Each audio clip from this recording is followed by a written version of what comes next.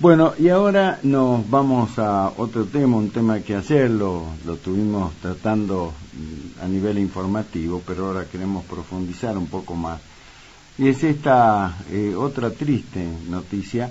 Se conoció a través del INDEC los datos oficiales de lo que es este tema de la pobreza en nuestro país. 39,2% fue el número que se dio a conocer, y como yo decía ayer, detrás de ese número hay personas, hay gente. Casi el 40% de los argentinos están en la pobreza, son más de 18 millones de personas, y si ese dato ya de por sí es muy triste, muy preocupante, lo es más aún cuando se conoció también a través de esta medición que los chicos menores de 14 años, el 54% están en la línea de pobreza, vale decir, la mitad de los chicos menores de 14 años son pobres.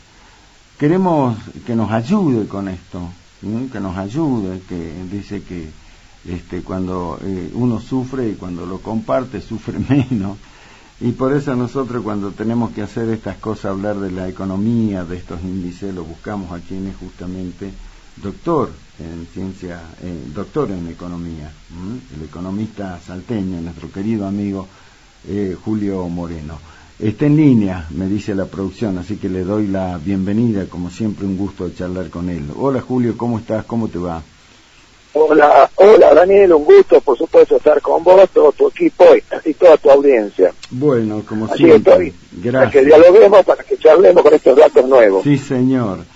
Queremos ver qué reflexión te trae esto, porque para uno que no está tanto en el conocimiento de lo que es esto, ¿por qué estamos tan mal con el tema de la pobreza? ¿Por qué no podemos de alguna manera ver de revertir o mitigar esto, cuando por otro lado se conoce que hubo incremento en el tema de la actividad productiva y todo lo demás?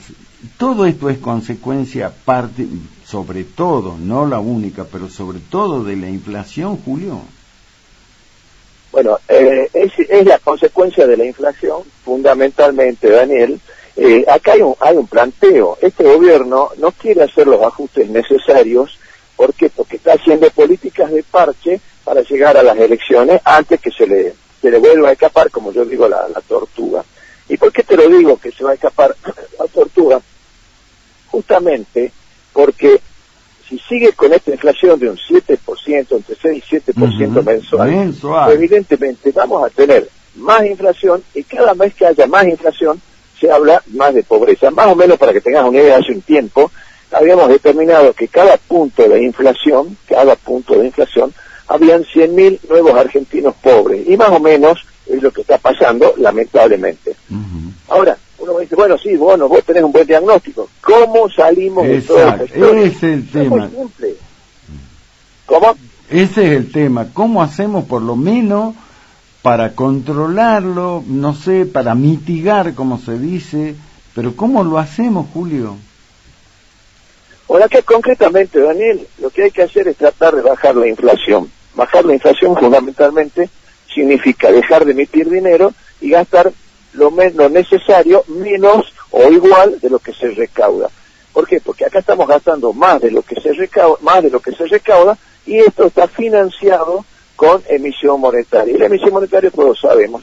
Y a eso le tenemos que sumar el gran globo que se está usando con las LELIQ, LEVAC, etcétera, que son todos los títulos públicos, y eso hace concretamente que estos intereses altísimos que estamos pagando se resuelva con más emisión monetaria. O sea, es todo una masa grande, un globo, para darte una idea, para que tengamos que, si no lo tratamos de desinflar, no lo vamos a seguir con el proceso inflacionario, vamos a seguir aumentando la pobreza. Y ahora es verdad, están aumentando en definitiva los índices de crecimiento, pero no está aumentando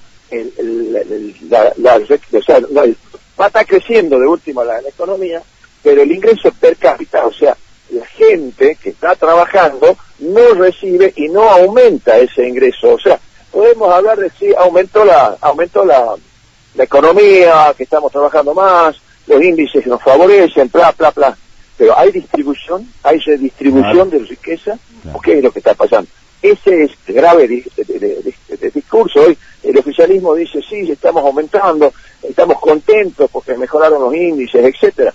Pero yo pregunto, el reparto, la gente que trabaja, los jubilados, ¿se están beneficiando con este incremento de la producción o este aumento de la economía? No, lamentablemente no. Entonces vamos a seguir, vamos a poder hablar también de que está aumentando todo, pero en definitiva aumenta la economía informal, aumenta, o sea, la economía también tenemos este trabajo informal, que eso es otro de los temas gravísimos. Casi 10 millones de trabajadores están en la economía informal. O sea, no es fácil los ajustes que tienen que hacer, y por supuesto lo que estamos viendo que el ministro lo único que tiene que hacer, y la única preocupación en este momento, es tratar de conseguir dólares, porque no tiene nada, no hay dólares en el Banco Central, y tiene miedo de que pueda haber una corrida bancaria, que toda la gente diga, bueno, sacamos la plata, claro, vendemos los títulos que tenemos y nos vamos todos al dólar. No hay dólares, y eso por supuesto corremos el peligro de una devaluación importante, que es la que se está dando. Fíjate, vos acabo de escuchar de que va a dar un dólar para el agro, o un dólar para el campo en general, porque saben que son los mayores dadores, digamos, de dólares para el país. Y lo que está planteando Daniel concretamente, la gente, los agricultores, la gente del campo, dice, bueno, si nos dan un dólar a 300 pesos, podemos llegar a liquidar 6.000 millones de dólares. Pero hablar de un dólar a 300 pesos, estamos hablando ya de una devaluación de un 50%, para que tengamos una idea de lo que está pasando, de lo que puede pasar. Y una devaluación más inflación y por supuesto más pobreza. No sé si fui claro, Daniel. Sí, perfecto, clarito. Por eso te quiero recordar tus propias palabras de tiempo atrás, porque charlamos siempre con vos. Y vos en algún momento hablaste ya de este tema, de esta palabra tan compleja en la Argentina, en todos lados, pero acá muy particularmente, la devaluación. Y vos ya lo venías advirtiendo a este tema, y decías, por más que no se lo declare de manera oficial, pero en los hechos, en la práctica, hay una devaluación constante, una devaluación permanente.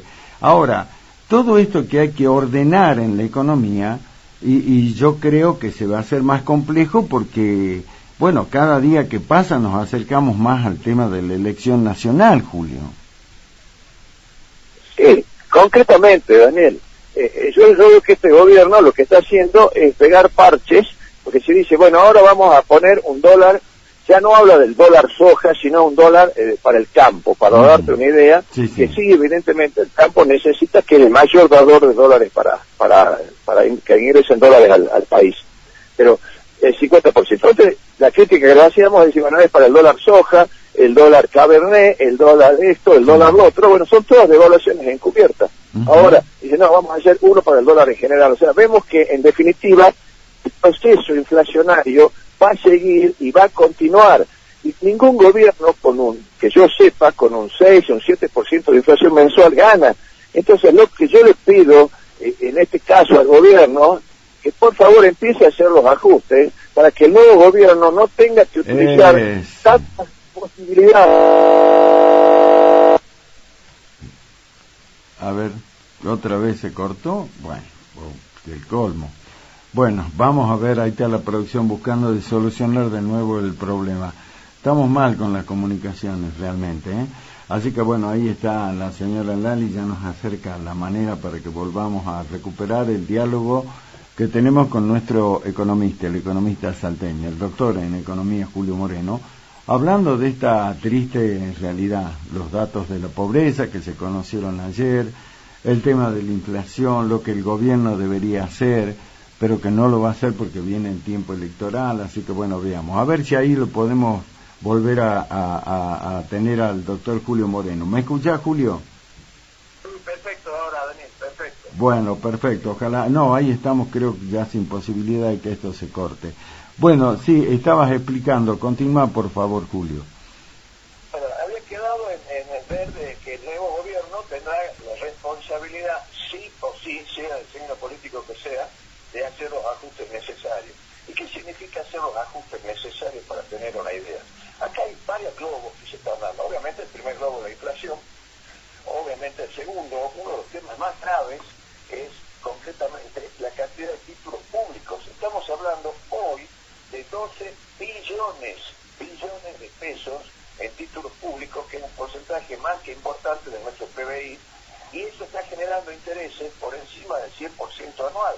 O sea que si estamos en un año más, vamos a ver que vamos a tener prácticamente el doble de deuda en títulos públicos argentinos.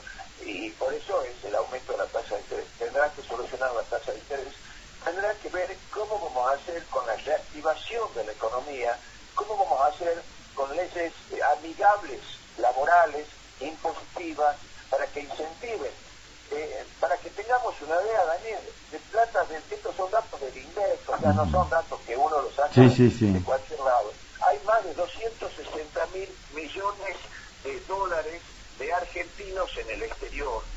Esa plata, ¿cómo podemos hacer?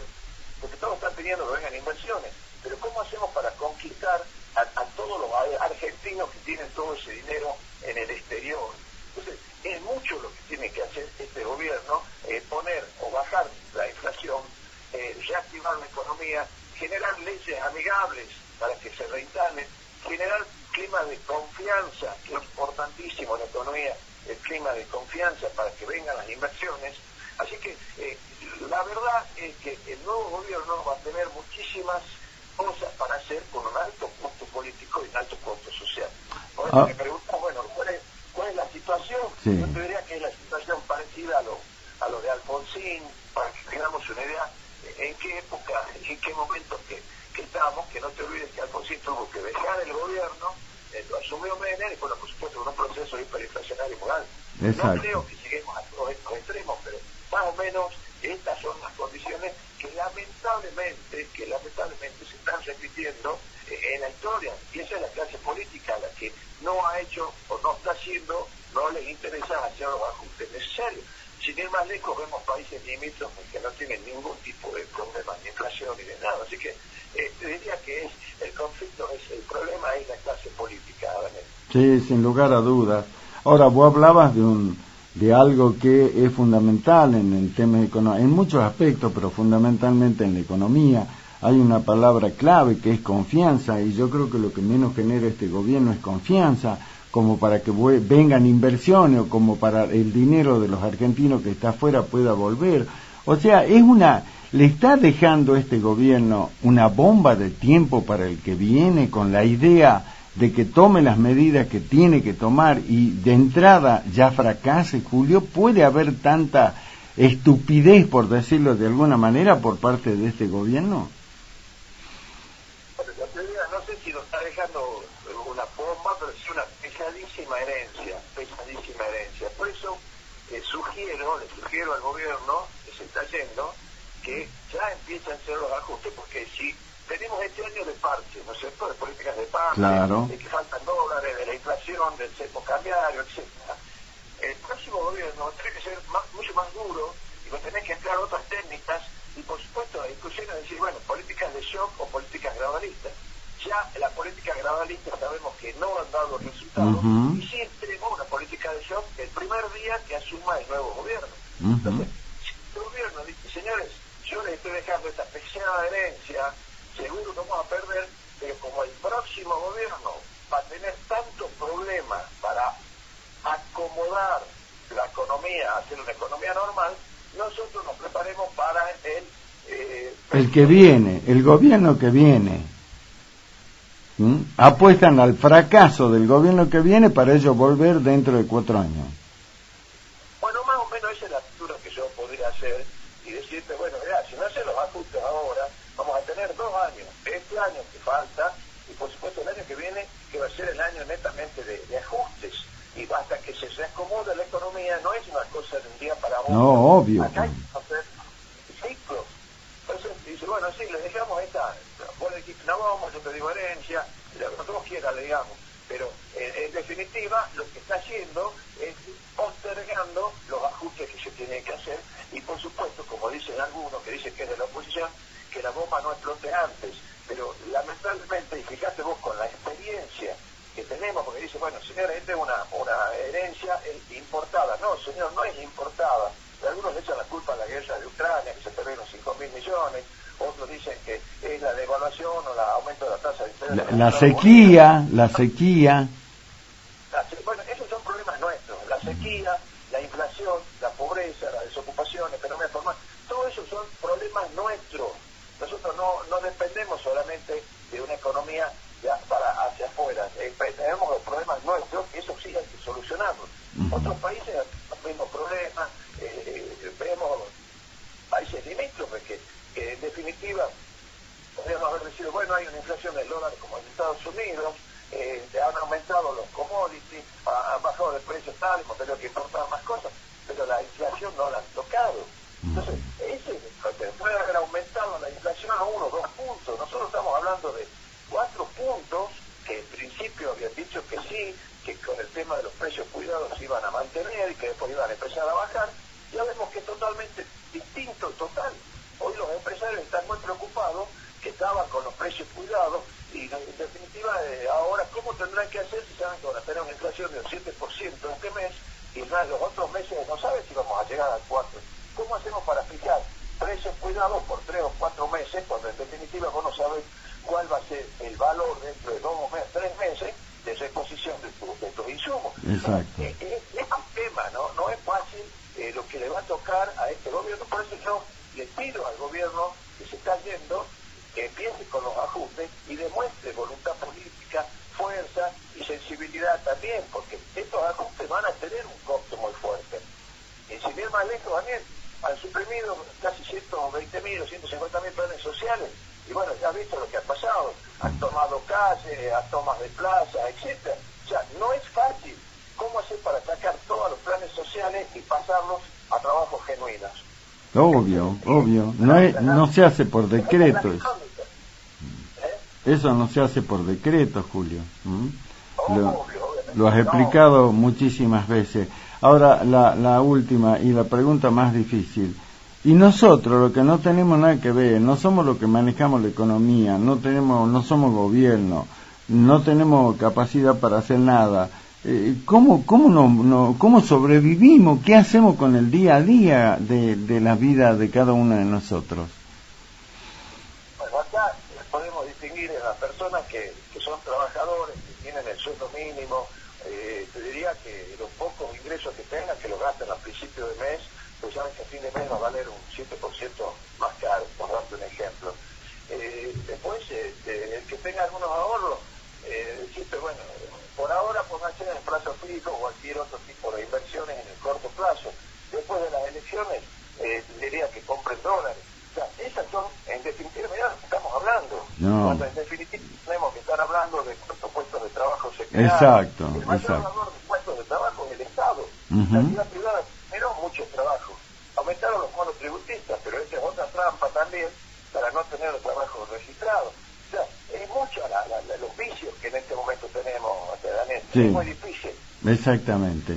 Bueno, Julio, lo último, y te quiero, como sos un hombre de la política, sos un muy reconocido economista, doctor en economía, pero también sos un hombre de la política. Decime 2 palabras con respecto a este escenario electoral que se está conformando ya en Salta, faltando muy poquito para la elección provincial. Mira, me sorprendió, Daniel, como ciudadano más, la cantidad de candidatos que hay. Eso tiene un mensaje de decir, bueno, están todos desconformes, todos quieren participar o quieren utilizar la política como un trampolín para vivir mejor. Ese es un poco el esquema. Pero me sorprendió muchísimo la cantidad, no solamente en Salta capital, sino todo el interior, la cantidad de candidatos a intendente, la cantidad de candidatos a diputados y la cantidad de candidatos a concejal.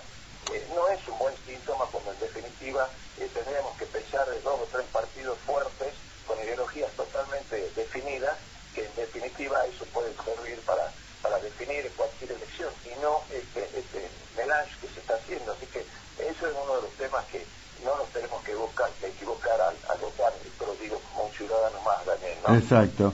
Yo ayer ponía el ejemplo y te lo cuento. Hicimos el cálculo Julio, de cuántos son los cargos que están en juego en la elección del 14 de mayo, empezando por el de gobernador y terminando por el último concejal. La totalidad de los cargos que están en juego son 446 en toda la provincia, ¿sí? Es decir, 446 ciudadanos van a poder, o ciudadanas van a poder ser electos y ocupar una función. Pero en la provincia ahora hay más de 12.000 candidatos para 446 cargos. Una locura. Yo decía, hay que replantear seriamente lo que es este sistema electoral, si no todos estamos en el horno. Y la verdad, Daniel, que es una locura esto que está pasando. A mí me parece que en definitiva puede ser incluso hasta un retroceso de la democracia, y que de última, si no han habido pasos, no se hace la depuración en los partidos políticos.